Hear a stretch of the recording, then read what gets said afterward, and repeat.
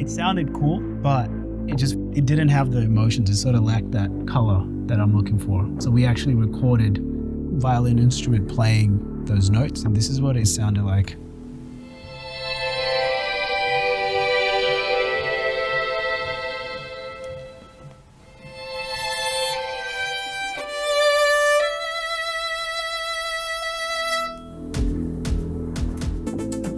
When I come into the studio, the first thing is like, okay, what am I feeling today? Right? Like, what is the vibe that I want to capture?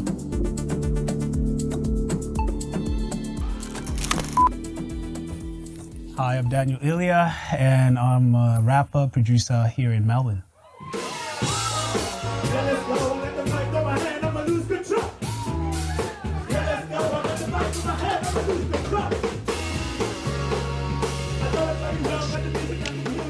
So we're here at Carriage Studio down in Collingwood. We're actually inside a train. You've got the windows here, you can see the front of the train. It's a very interesting concept to have the studio inside a train, but also 4 stories high. Very interesting to be in a studio like this, and it sounds really good. We used to be there for hours. Come in early in the morning, and then you leave at like 11 p.m. Sometimes you don't get anything done. You're listening to stuff, you're trying to make things sound better, and you come out of the studio and there's like this feeling of defeat. You haven't done anything that day. But I think that's like part of the journey, putting in as much time as you can, even if you don't get anything back. It's turning into too much of a guitar line. Yeah. This shit hits.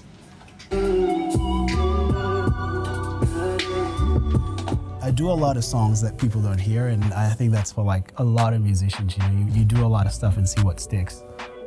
Where I'm trying to improve is now trust myself a little bit more with the decisions that I make on a beat, on a song or a verse. Just having that trust, this is gonna work. Today we had the violinist come in and play on the beat that I made.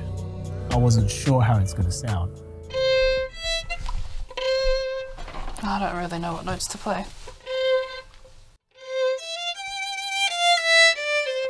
Would be the upper third. Yeah, I mean, it doesn't have to be too crazy, even if you... Just long notes? Yeah, it could be long notes, or if you like come in and out as well. Mm-hmm. Like kind of let the melody play and then find the spot to sort of come in and complement it. Okay. Doesn't have to be like that. Yeah, exactly. Yeah. Because the melody's already doing a lot. As soon as we hit record, it just fit in perfectly, and we were able to make it work with the production and the sound of the violin. I think that trust is sort of like the main thing that I'm trying to strengthen a little bit. Have trust in myself when I feel like something is good, instead of doubting myself. I think the experience is there because I've been doing it for such a long time. But it's now about listening to something and then, you know, trusting that, okay, this is great, the way it's sounding, and just completing it all the way through. Because when I listen back to it, it feels like, you know, I'm writing a diary and I'm reading it back years later, and I'm like, wow, that's a different perspective on my life, listening to myself and the stories that I'm telling. It's this feeling where it's therapeutic almost. It just makes you feel like, you know, express yourself, and you're able to sort of move on once the song is out. Sounds like sort of like a storm. You know, there's all these sounds in it. The violin brings a lot of color and a lot of emotions to it. And that's what the track feels like. When you sort of play it through, it's just like, yeah, you're just still in that moment. Maybe we should stay till tomorrow. Bro, I'm saying stay till tomorrow, bro. I can do this all night. Probably you have to do. There's always this fear in the back of your mind, like things not happening. Working on a song, it's finished, it's all mixed, you like how it sounds, and now comes the part of putting it out.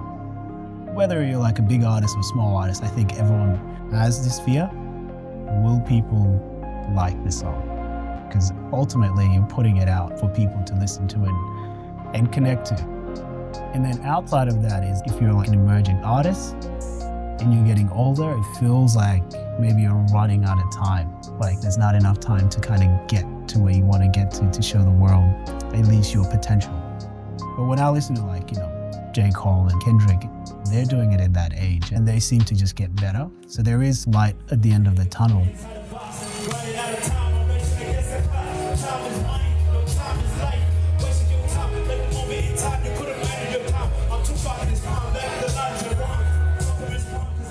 It's all about making music and also living, my life outside of music. Great thing about that is like you live life and then you get to bring those moments and stories into the music as well. Bring it all together so other people can relate to it. And I think as long as I still get that feeling of being creative and being conscious and getting different perspectives from music and being able to collaborate, I think that'll be the reason why I'm still doing it.